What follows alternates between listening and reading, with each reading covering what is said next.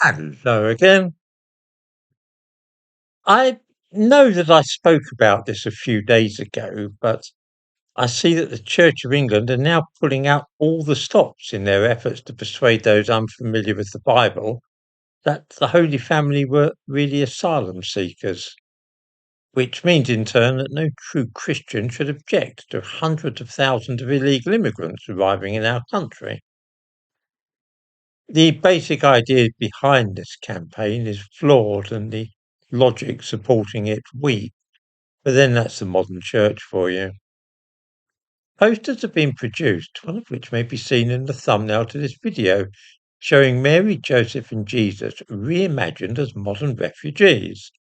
We see the Holy Family huddled in a bus shelter, a curious and misleading version of the familiar nativity scenes that we see on Christmas cards.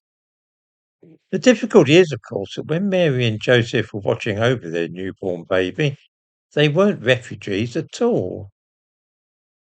They were law-abiding citizens in their own country who had gone to register with the Roman equivalent of the Inland Revenue to ensure that they paid the correct rate of tax.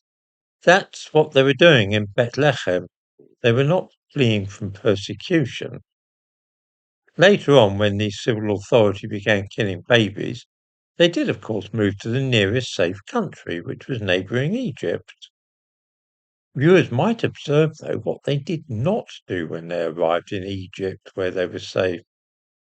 They didn't cross over into Libya and pay people smugglers to transport them across the Mediterranean to Italy, nor did they then make their way across Europe to the coast of Gaul before paying for passage on a boat across the Channel to Britain. See the difference there? As soon as it was safe enough, they went straight back to their own country.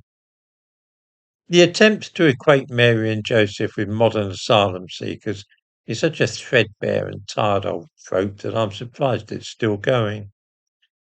The Church of England, of course, loves refugees and has an affection for them which it does not feel for English patriots.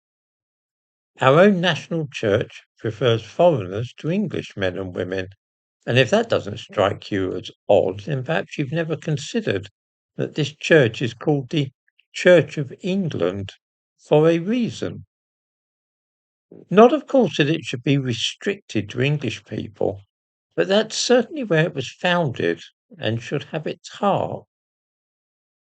I'm sure that you know that this church is currently in the process of bankrupting itself because the leadership is convinced that it is for them to pay reparation for slavery.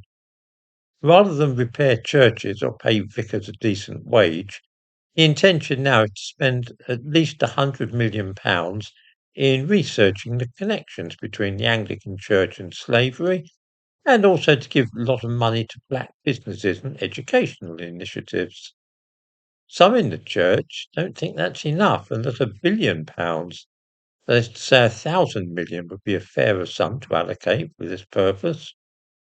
In other words, the church will be making itself deliberately poor from a misplaced sense of guilt.